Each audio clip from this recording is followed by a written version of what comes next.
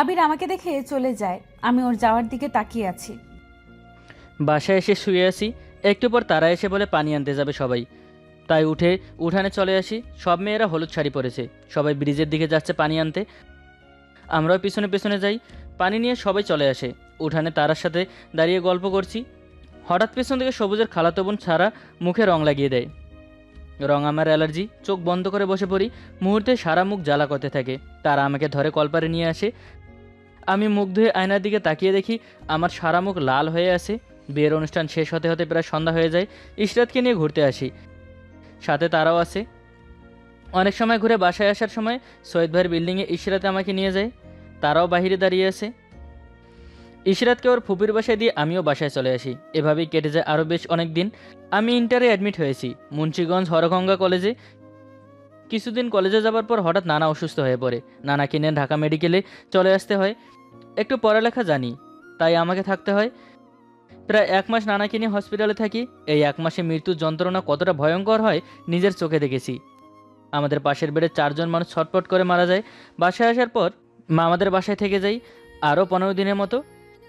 সেজো মামা তার হাতে নতুন মোবাইল আমাকে দিয়ে দেয়। কিছুদিন পর বাসায় চলে আসি। রমজান মাস আসতে আরও 16 দিন বাকি। কাল নামাজ। আমাদের বাসায় পিরাতে বসে বসে মোবাইলে ক্রিকেট গেম খেলছি। রূপালী আমাদের বাসায় আসে, আমার সামনে দাঁড়িয়ে বলে, নিশি, আপনার সাথে কথা বলতে চায়। আমার সাথে কি বলবে? তোর ভাইয়ের সাথে তো বিয়ে ঠিক হবে, কথাও বলে তাই না? আমার সাথে কিসের কথা? ভাইয়ার সাথে 2 দিন কথা বলছে, তাও 1 মিনিট করে। ও কথা বলতে চায়নি, আর ওদের বাসা থেকে না করে দিছে। ঠিক আছে, পরে ভেবে দেখব। রূপালী চলে যায়। আমি বসে বসে গেমস খেলছি। বিকালে সানজিদাদের পিড়িতে দাঁড়িয়ে আসি। হালকা হালকা বৃষ্টি হচ্ছে। নিশি দোকান থেকে বাড়ির দিকে যাচ্ছে। রূপালী বলল, আপনি নাকি আমার সাথে কথা বলতে চান? হুম, আপনি কেন আমার সাথে কথা বললেন না? যদি কথা বলতে চান তাহলে কালকে সন্ধ্যায় তারাদের বাসায় আসিয়েন। আচ্ছা ঠিক আছে। নিশি চলে যায়। আমি নিচে নেমে ওর দিকে তাকিয়ে আসি। কিছু সময় পর আমি বাসায় চলে আসি। সারাদিন বৃষ্টি হয়, বাসা থেকে বের হইনি।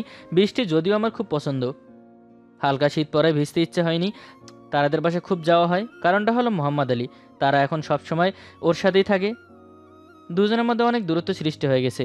আমি এখন রানা, ফাহিম, সবুজ আর রাকিবের সাথে বেশি থাকি। এশার আজান দিতে এখনও 30 মিনিট বাকি।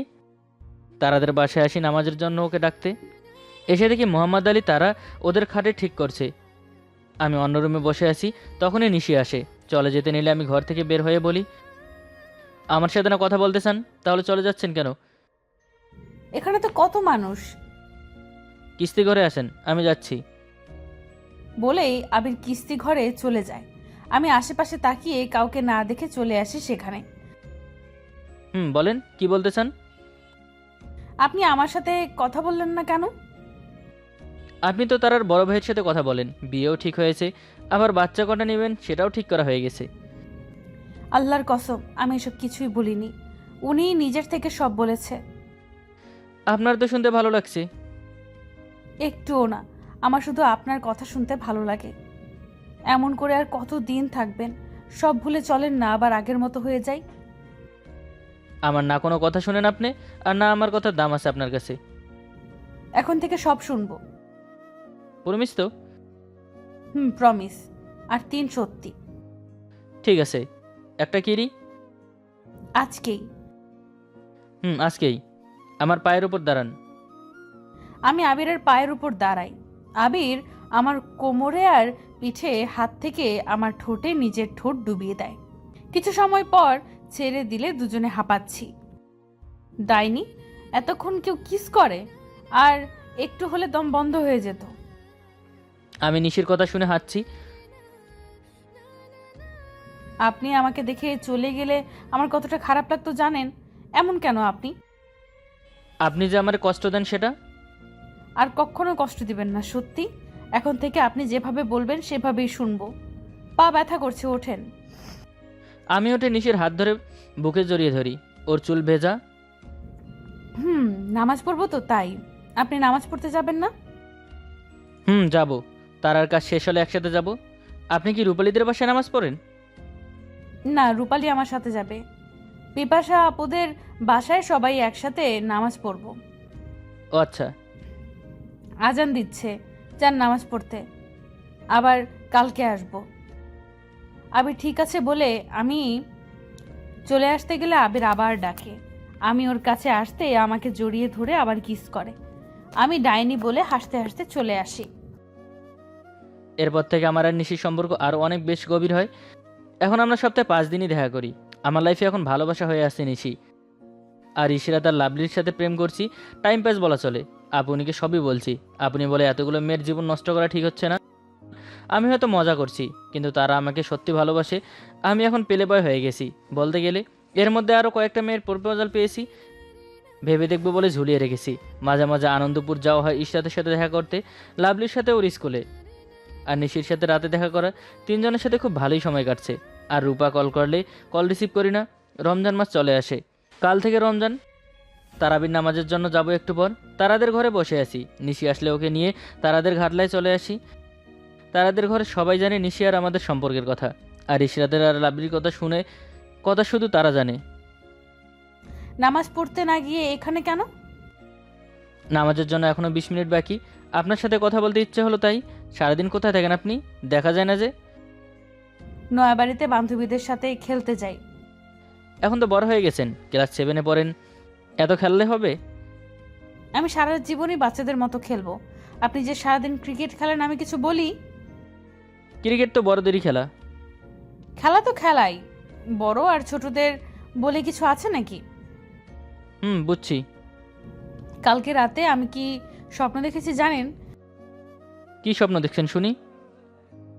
দেখি কিস্তি ঘরে তাকে আমি গলায় ফাঁসি দিয়ে ঝুলে আছি, আপনি আমাকে জড়িয়ে ধরে চিৎকার করে কান্না করছেন। ফালতু কথা বলে থাপ্পড় দিয়ে সব দাঁত ফেলে দিব। আমি এমন স্বপ্ন দেখলে কি করব? আবিরের চোখের কোণে আমি স্পষ্ট পানি দেখতে পেলাম। আমাকে শক্ত করে জড়িয়ে ধরে, কান্নার শব্দ না হলেও বুঝতে পারি ও কান্না করছে।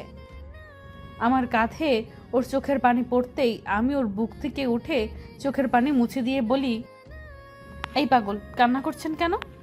আমি তো শুধু স্বপ্নের কথা বলেছি, এমন কিছু আমি করব না। আমি আপনার সাথে আরো অনেক দিন বাঁচবো। আপনার কিছু হলে আমি বাঁচবো না, ভীষণ ভালোবাসি আপনাকে। আমিও অনেক ভালোবাসি আপনারে ছেড়ে আমি কোথাও যাব না। নামাজের সময় হয়ে যাচ্ছে, যান এখন, কাল ইফতারের পরে এখানে দেখা করব। আমি ঠিক আছে বলে নিশি চলে গেলে আমিও তারাকে নিয়ে মসজিদে নামাজ পড়তে আসি। এশার নামাজ শেষ করে তারাবি পরে বাসায় এসে খাবার খেয়ে ঘুমিয়ে পড়ি। নিশির ভাই এখন আমার সাথে কথা বলে নিজে থেকেই। আগে তুই করে বললো, এখন তুমি করে বলে। হয়তো মন গলেছে। নিশিকেও কিছু বলে না এখন আর। এদিকে আসলে পরের দিন বিকেলে সব বন্ধুরা সানজিদদের পিরাতে বসে গল্প করছি। নিশির ভাই এসে বলে, একটু ওইদিকে চাপো। আমি চাপতে আমার কাঁধে হাত রেখে বসে পড়ে অনেক সময় গল্প করি। ইফতারের সময় হলে বাসায় চলে আসি। ইফতার করে নামাজ পড়তে চলে আসি। হঠাৎ নিশির চাচাতো ভাই বিদ্যুৎ ডাকে। আমি ওর কাছে যেয়ে বলে, তুমি যা করছো ঠিক করছো না, এখনও সময় আছে, এই রাস্তা থেকে সরে যাও। আমি জিজ্ঞেস করে আমি কি করেছি? বলে, তুমি ভালো করেই জানো তুমি কি করেছো। এটাই প্রথম আর শেষবার বললাম। এরপরে যদি আমি এসব শুনি তাহলে ভালো হবে না। শালা যে পারছে সেই থ্রেড দিয়ে চলছে, আর এতদিন তো তুই করে বলছে, এখন তুমি হয়ে গেছি। আগে তাদের বোনকে বিয়ে করি, সব কয়টার কথা জবাব দিব। চুপচাপ নামাজে দাঁড়িয়ে যাই। নামাজ শেষ করে তারাদের ঘরে চলে আসি। একটুবার নিশে আসলে ওকে নিয়ে তারাদের ঘরে পেছনে চলে আসি। আজকে আপনার চাচাতো ভাই আমাকে থ্রেড দিয়েছে। বিদ্যুৎ ভাই আপনাকে কি বলেছে? বললো আমি যা করছি তা ঠিক না, আমি যেন আপনাকে ভুলে যাই। ইস, বললেই হলো। নিজের বোন প্রেম করে কিচ্ছু বলতে পারে না, আর নিজেও তো প্রেম করে একটা মেয়ের সাথে। উনি কে আপনাকে সব বলার? যে পারছে আমাকে থ্রেড দিয়ে চলছে। আপনারা আগে বিয়ে করি, তারপর এগুলো জবাব দিব। আপনার গায়ে হাত তুলে নাই তো? আপনার ভাই তুলছে তাই কিছু বলিনি, ওনারও অধিকার আছে। বিদ্যুৎ হাত তুলে ওকে আমি ছেড়ে দিতাম নাকি? জানেন, আগে আপনার ভাই আর বিদ্যুৎ আমাকে তুই করে বলতো, এখন তুমি করে বলে। ছোট বোনের জামাই হবেন, তুমি করে তো বলবেই। কারো ভয় আমাকে ভুলে যাবেন না তো? কোনো দিনও না, যে যা ইচ্ছা বলুক, আমি আপনাকে ভুলবো না। বলেই আবিরকে জড়িয়ে ধরি। দুজনকে জড়িয়ে ধরে দাঁড়িয়ে আছি। হঠাৎ আবিরের আম্মুর কণ্ঠ শুনে দুজনেই ভয় পেয়ে যায়। পেছনের দরজা দিয়ে তাকিয়ে দেখি ওনাকেই খুঁজছে। কাকি, আবির ভাইয়া তো আমাদের বাসায় আসেনি। মনে হয় আলী ভাইরে সাথে কোথাও গেছে। আমাদের বাসায় আসলে আমি বলবো আপনি খুঁজেছেন। কাকি ঠিক আছে বলে চলে যায়। এতক্ষণ কি ভয় যে লাগছিল, যদি দেখতো আমাদের ঘরের পিছনে, তাহলে দুইটাকেই আজকে পিটাইতো। আমি দরজার কাছে এসে বলি, এই যে লাইলি মজনু, প্রেম করা শেষ হলে বাসায় যান। আরও লেট হবে। আম্মু আবার আসলে বলবে ব্রিজে গেছে তারার সাথে। তারাকে বলে কোথাও গিয়ে বসে থাকতে। আপনাদের জন্য কত মিথ্যা বলতে হইব আর। হুম হুম। বান্ধবীর জন্য এটুকু করতে পারবি না? আমাদের কথার মাঝখানে নিশির আম্মু এসে নিশিকে খুঁজতে। আজকে সবাই আমাদের এত খুঁজছে কেন? সবাই কি জেনে গেল নাকি? মা আসছে, এদিকে আসলে কি হবে? যাওয়ার জন্য জায়গা আছে, আবার দৌড় দিয়ে আগের বরের মতো মার খাওয়াতে ইচ্ছে করছে। না, চলেন পিছনে গিয়ে লুকিয়ে পড়ি, এইদিকে আসলে যেন দেখতে না পায়। দুজনে আড়ালে লুকিয়ে পড়ি। নিশির আম্মু জিজ্ঞেস করে নিশি এখানে আছে কিনা। আসলে তো কাকি দোকানে যাবে বলে চলে গেল। নিশির আম্মু বলে, এদিকে আমার মোবাইল বেজে ওঠে, আম্মু কল করেছে। আমার মোবাইল 24 ঘন্টা সাইলেন্ট থাকে, কল রিসিভ না করে পকেটে রেখে দেই। চলে যাবেন নাকি? না, আরো পরে যাব, আগে যেতে চাইলে না করতেন, আর এখন নিজেই যেতে বলেন কেন? আমি তো চাই আপনি সবসময় আমার কাছে থাকেন। আগে যতক্ষণ না একসাথে থাকতাম হাত ধরে রাখতেন, এখন ধরেন না কেন? আমি মুচকি হেসে নিশির হাত ধরি। অনেক সময় দুজনে গল্প করি। এশারা জান দিলে নিশিকে আগে যেতে বলি, আমি দাঁড়িয়ে থাকি। নিশি চলে গেলে আমি তারাকে নিয়ে চলে আসি নামাজে। নিশিদের ঘরের কাছে আসতে শুনি নিশির আম্মু ওকে বকছে। আমি বাদ দে বলে মসজিদে চলে আসি, নামাজ পড়ে বাসায় চলে আসি। এভাবেই কাটছে দিনগুলো। চান্নাতের দিন আমি নিশিকে একটা চেন আর একটা এস লকেট লেখা দেই, সাথে কিছু ক্লিপ, আর নিশির সাথে একটা ডায়েরি, গলার চেন আর এস লেখা লকেট আর 3টা আংটি দেয়। আংটিগুলো নিজের হাতে পরিয়ে দেয়। আমাদের দুজনের মধ্যেই দুজনের নামই এস দিয়ে। আমার নাম সানজিদ আর নিশির সানজিদা। ডায়েরিতে অনেক কিছু লেখা থাকে। আমি আর কিছুদিন পর দেশের বাইরে চলে যাব। বাসায় আসলে আপনি আমার হাত থেকে ডায়েরি নিয়ে পড়তে থাকে। আমার আবির, আপনি দেশের বাইরে চলে গেলে আপনাকে অনেক মিস করব। ওখানে অনেক সুন্দর সুন্দর মেয়েরা আছে, তাদের পেয়ে আমাকে ভুলে যেয়েন না। আমি আপনার জন্য অপেক্ষা করব। সেই ছোট্ট থেকে আপনার সাথে আমি আছি, জানি না আপনি আমার কপালে আছেন কিনা, তবু আমি আপনার জন্য অপেক্ষা করব। আমি কোনো ছন্দ বা কবিতা জানি না, তাই কবিতার ভাষায় আপনাকে ভালোবাসি বলতে পারি না। শুধু এতটুকুই বলবো, আপনি আমার সব। ইতি আপনার ভালোবাসা, ইতি আপনার নিশি। আরও অনেক কিছু লেখা ছিল, সবটা এখনও মনে নেই। কারণটা আস্তে আস্তে জেনে যাবেন। পরের দিন খুব আনন্দেই কাটে। এদিন সবাই পান্না হলে লাভ ম্যারেজ ছবি দেখতে যাই। আর কিছুদিন পর বন্ধুরা মিলে পিকনিকে যাই। দেখতে দেখতে আমার ফ্লাইটের দিন চলে আসে। কাল চলে যাব বাসা থেকে ইরাক নামের দূর প্রবাসে। রূপালীকে নিশিকে ডেকে আনি। কিস্তি করে দুজনে দাঁড়িয়ে আসি। নিশি আমাকে শক্ত করে জড়িয়ে ধরে। আপনি লেখাপড়া করলেই তো এখন দেশের বাইরে যেতে হতো না।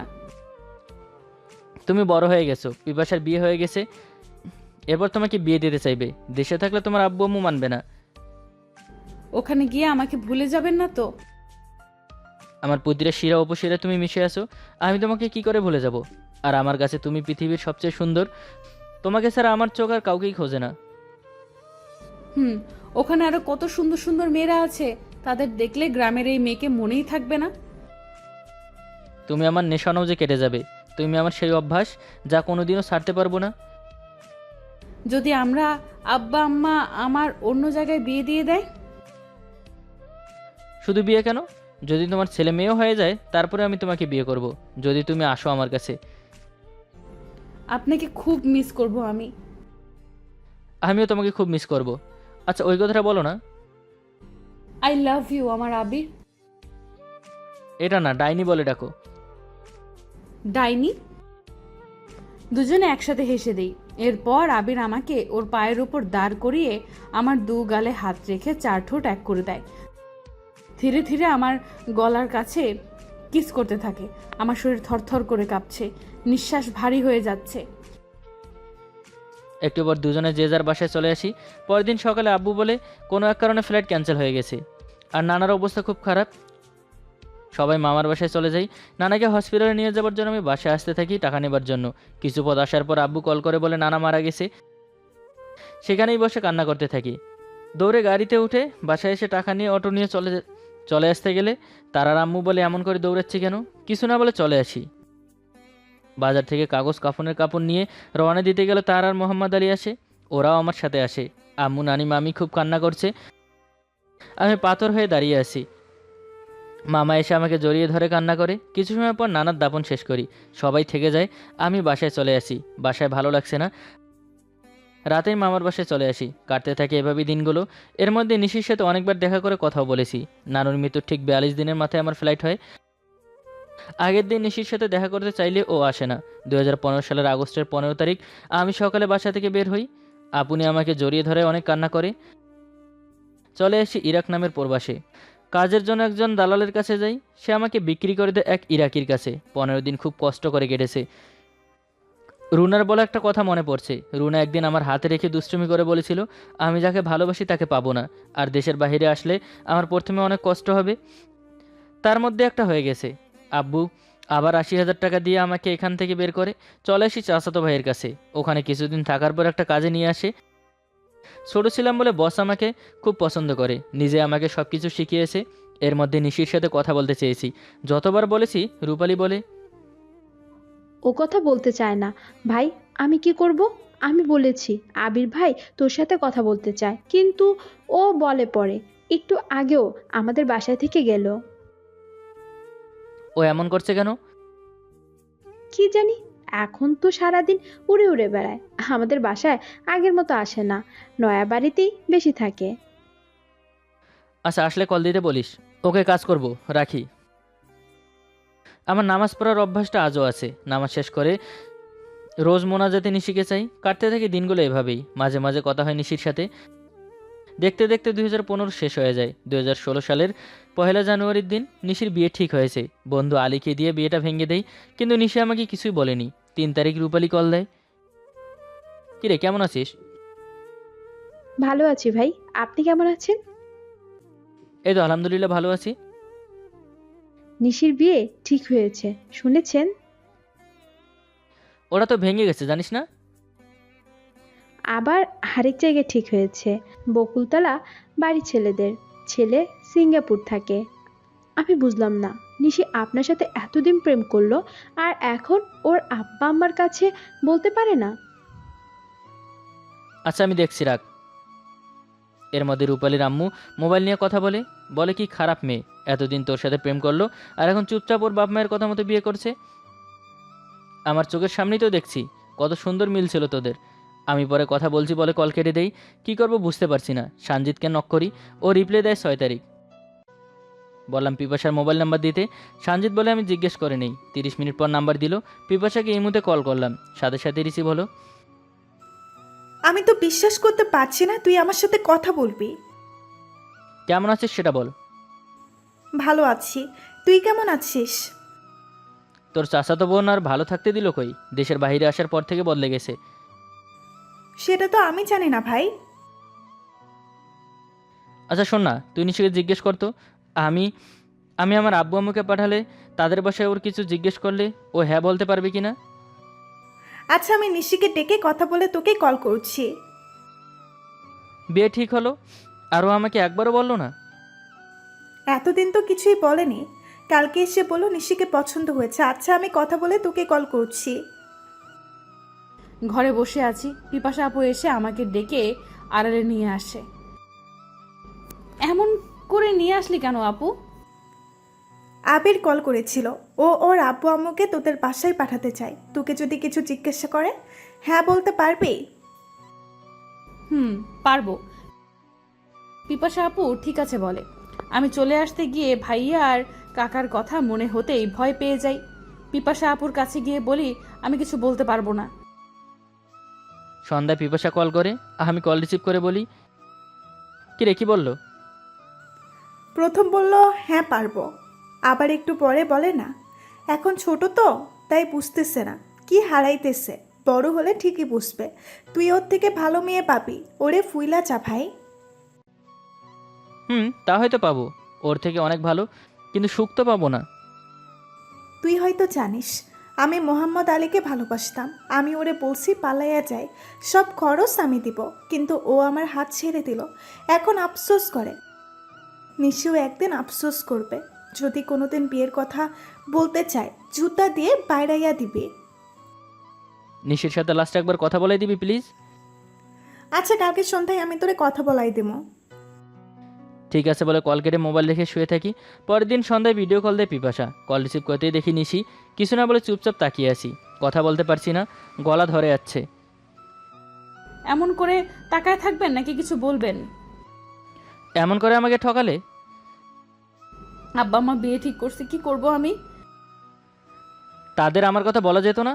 আমি তো এখন বেকার ছিলাম না। ভাইয়া আর কাকারে তো চেনেন, তারা আমারে মাইরা ফেলবে। ভালো থাকো সারা জীবন। তোমার এই সুখ হোক চিরদিনের, রইল আমার শুভকামনা। আপনি কান্না করছেন কেন? কান্না করবো কেন? চোখে কিছু পড়েছে হয়তো। প্লিজ কান্না করেন না, আপনার চোখের পানি আমি সহ্য করতে পারি না। সারা জীবন তো কাঁদানোর ব্যবস্থা করছোই। পিপাসা এসে বলে নিশিকে ডাকছে। আমি কল কেটে দোকানে চলে আসি। 4 প্যাকেট সিগারেট নেই। 1 প্যাকেট 20 টাকা করে সিগারেট। 1 ঘন্টায় 4 প্যাকেট সিগারেট শেষ করি। আজ 8 তারিখ জানুয়ারি মাসের, আর সাল 2016। একটু আগে পিপাসা নিশির বিয়ের ছবি দিয়েছে। খুব সুন্দর লাগছে নিশিকে, কিন্তু কখনো ভাবিনি অন্য কারোর জন্য বউ সাজবে। বস ফ্রিজে বিয়ার রেখেছে, 4 বোতল বিয়ার খেতে শুরু করি। পরের দিন ঘুম থেকে উঠে অনেক কিছু ভাবি, যে আমার ভালোবাসার দাম দেয়নি, আমি কেন তার জন্য নিজের ক্ষতি করব। আমি ওর হাজব্যান্ডের চেয়ে 1 টাকা দিয়ে হলেও বেশি ইনকাম করব। নিজেকে নষ্ট করলে ওর জয় হবে, আর নিজেকে প্রতিষ্ঠিত করতে পারলে ওর পরাজয় হবে। তাই করতে থাকি। সব বাজে নেশা বন্ধ করে নিজেকে গুছিয়ে নেই। রুমে এসে নিশিদের ডায়েরি বের করি, আঙ্গুল থেকে আংটি খুলে ফেলি, গলা থেকে চেন টেনে ছিঁড়ে ফেলি। ছাদে এসে সব কিছু আগুন দিয়ে জ্বালিয়ে পুড়িয়ে দেই। মুছে ফেলি নিশি নামের অভিশাপ আমার জীবন থেকে। কাজ আর বাসায় কথা বলা নিয়ে কাটতে থাকে জীবন। কিন্তু আমাদের এলাকায় রটে গেছে আমি নাকি নিশির বিয়ের ছবি দেখে সেন্সলেস হয়ে গেছি, সুসাইড করতে চেয়েছি। শুনে খুব হাসি পেল। বিয়ের অনেক দিন পর নিশি কল করে, কথাও হয়। কিছুদিন কথা বলার পর ওর নাম্বার ব্লক করে দেই, আবার অন্য নাম্বার দিয়ে কল করে। বাধ্য হয়ে সিম চেঞ্জ করে ফেলি। 3 বছর কেটে যায়। এর মধ্যে শুনেছি নিশির ছেলে হয়েছে। বন্ধুরা কল করে এই খবর দেয়। 2022 রমজান বড় ভাইয়ের থেকে আমার নাম্বার নিয়ে কল করে। আমি প্রথমে চিনিনি। কল রিসিভ করে বলি, আসসালামু আলাইকুম, কে বলছেন? আমার চিনো এখন? সরি, চিনতে পারিনি, পরিচয় দিলে ভালো হতো। আমি নিশি, এবার চিনছো? ও তুমি, হঠাৎ কি মনে করলে? হাজব্যান্ডের সাথে ঝগড়া হয়েছে নাকি? ঝগড়া হবে কেন? তোমারে দেখতে খুব ইচ্ছা করলো, তাই ভিডিও কল দেই। আমি ঠিক আছে বলেই ভিডিও কল দেই। তাকিয়ে দেখি আমার দিকে তাকিয়ে আছে এক দৃষ্টিতে, আমি অন্যদিকে। নায়ক হয়ে গেছো এখন। জানি না তোমার বাবু কেমন আছে। আচ্ছা, আছে ভালো। কালকে ওর আব্বুর ফেসবুক আইডিতে ঢুকেছিলাম, তোমারে দেখলাম। কত জনের সাথে প্রেম করো এখন? হিসেব নেই, ভাঙ্গা মনের টুকরো অনেকজনকেই দিয়েছি। ভালো। আচ্ছা শোনো না, তুমি কখনো বিয়ে করো না, তোমার পাশে আমি অন্য মেয়েকে দেখতে পারবো না। নিজে বিয়ে করেছো, ছেলেও হয়ে গেছে, আর এখন বলছো আমার পাশে অন্য মেয়েকে সহ্য করতে পারবা না? আমাদের গল্পটা কেমন হবার কথা ছিল নিশি? চাইলে কি পারতে না আমার হতে? তখন ভয় পেয়েছিলাম, যদি এখন হতো আমি তোমারই হতাম, কারো কথা শুনতাম না। এখন আর কাউকে ভয় পাই না। আচ্ছা তুমি না বলেছিলে আমার বিয়ের পর যদি ছেলে মেয়েও হয় তারপরেও আমি তোমার কাছে আসতে চাইলে তুমি আমাকে বিয়ে করবে? যদি এখন আসতে চাই? অনেক দেরি হয়ে গেছে। আর যদি তোমার আব্বা আম্মা জোর করে বিয়ে দিত তাহলে মানতাম। তুমি তো নিজের ইচ্ছেতেই বিয়ে করেছো। আসলে তুমি কখনো চাওইনি আমাকে। আমার পুত্রী মোনাজাতে তুমি থাকলেও আমি তোমার কোথাও ছিলাম না। আমি যদি মাদাম তুষের জাদুঘরে তোমাকে মমের মমি করে ইতিহাস করে রাখা যেত, তবে বিশ্ববাসী দেখতো তোমার কি সুন্দর হাসি। কিন্তু সেই হাসির মাঝে বেশিরভাগই বিষ লুকিয়ে আছে। যারা জানতো তোমার আমার সাথে করা প্রতারণা তোমার মমিতে, তারা মনে মনে একদলা থুতু ছেড়ে দিত। কিন্তু আমি কেন যে পারি না তাদের মতো তোমাকে ঘৃণা করতে? কারণটা হয়তো আমি আজও তোমাকে পাগলের মতো ভালোবাসি। তাই কতটা তুমি ক্ষতবিক্ষত করেছো, আমার মনটা ছিন্ন ভিন্ন করেছো, তুমি নিজেও জানো না। তোমার সম্পর্কে যখন কেউ বাজে কথা বলে, আমার জীবন নষ্ট করার জন্য তোমার দিকে আঙ্গুল তোলে, আমি কিছু বলতে পারি না ওদের। নিঃশব্দে সেখান থেকে চলে আসি। আমি ওদের মতে তোমায় দোষী করতে পারি না। কি কষ্টে আছি তোমার জন্য তুমি জানলে না, তোমার দেওয়া কষ্টগুলো মনে হলে চোখ ভিজে যায়। আমি কারোর সাথে বলতেও পারি না। তুমি এতটা আঘাত করার পরেও আমার পুরোটা জুড়ে আজও তুমি আছো। তোমার জন্য এই মনে অজস্র ভালোবাসা, আজও তোমাকে ঘিরেই আমার সকল আশা ভালোবাসা। তুমি এমন করে আমার মধ্যে ঢুকে আসো, আমি কাউকে মনটা দিতেও পারি না। তোমার মতো করে কাউকে ভালোবাসতে পারিনি, আজও তোমাকেই পাগলের মতো ভালোবাসি নিশি। এটা মিথ্যে কথা। তুমি আমার সবটা জুড়ে আগেও ছিলে, এখনো আছো। আমি এখনো তোমাকে ভালোবাসি। ভালোবাসাকে বিশ্বাস করি না। একটা রিকোয়েস্ট রাখবা? বলো। তোমার বাবুকে বলো না। ওর বাবু ফ্যাল ফ্যাল করে তাকিয়ে থাকে। আরও কিছু সময় কথা বলে কল কেটে ইমু ডিলিট করে দিয়ে নতুন নতুন নাম্বার নিয়ে ইমু খুলি। আমি ওর মায়ের পড়তে চাই না। আর কখনো নিশির সাথে আপনার দেখা বা কথা হয়নি? আমি কখনো চেষ্টা করিনি, আর করতেও চাই না। যে যার মতো ভালো থাকুক। এভাবে কিছু না বলে সরে যাওয়াটা কি ঠিক হয়েছে? আমি স্বার্থপর নই, শুধু তাদের থেকে দূরে সরে যাই যাদের কাছে আমার মূল্য নেই। এটা সত্যি বলেছেন। যাদের কাছে মূল্য নেই তাদের থেকে দূরে সরে যাওয়াই ভালো। আপনার গল্প শুনে আমার এখন বাঁচার ইচ্ছে আরও বেশি বেড়ে গেছে। নিজেকে শেষ করলে তার জয় হবে, আর নিজেকে প্রতিষ্ঠিত করলে তার পরাজয় হবে। আমিও নিজেকে প্রতিষ্ঠিত করব। এই তো গুড গার্ল, রাত হয়ে গেছে অনেক, বাসায় চলে যান। আর মনে রাখবেন, কাউকে হারিয়ে সুসাইড করলে সকল সমস্যার সমাধান হয় না। নিজেকে প্রতিষ্ঠিত করে তাকে দেখিয়ে দেওয়াই হচ্ছে বড় সমাধান। আমি এখন বুঝেছি। আপনার সাথে কথা বলে খুব ভালো লাগলো। আপনিও ভালো থাকবেন, আর আপনার লাইফ পার্টনার খুব লাকি হবে। আসছি, আল্লাহ হাফেজ। পরও করনি, পরও করি না। কতটুকু পাবো, কতটুকু হারাবো। বাধা দেখলেই থেমে যাও বা কারো পিছনে চাও। সাবধানে, তোমার কখনো জয়ী হতে পারবে না। হেরে যেতে পারি দুনিয়ার দড়িতে, কিন্তু পরাজয় রক্তে নেই। হেরেও জিতবো যেভাবেই হোক, বিজয় আমার অন্তরে। আবিরের ভালোবাসার গল্প নামে যে গল্পটা আপনারা শুনলেন, এটা কোনো কাল্পনিক গল্প নয়। এটা একটা বাস্তব সত্যি প্রেমের গল্প। আরমান আর নিশির পরাজিত ভালোবাসার গল্প। আমাদের রাইটার আবিরের জীবনের গল্প। এমন অনেক গল্প আছে আমাদের সবার জীবনে। প্রতিটা মানুষেরই একটা করে গল্প আছে। সবাই ভালো থাকুন, ভালো রাখুন। ভালোবাসার মানুষকে সময় থাকতে আগলে রাখুন, কারণ হারিয়ে গেলে আর ফিরে আসবে না। ধন্যবাদ সবাইকে। আল্লাহ হাফেজ। The end.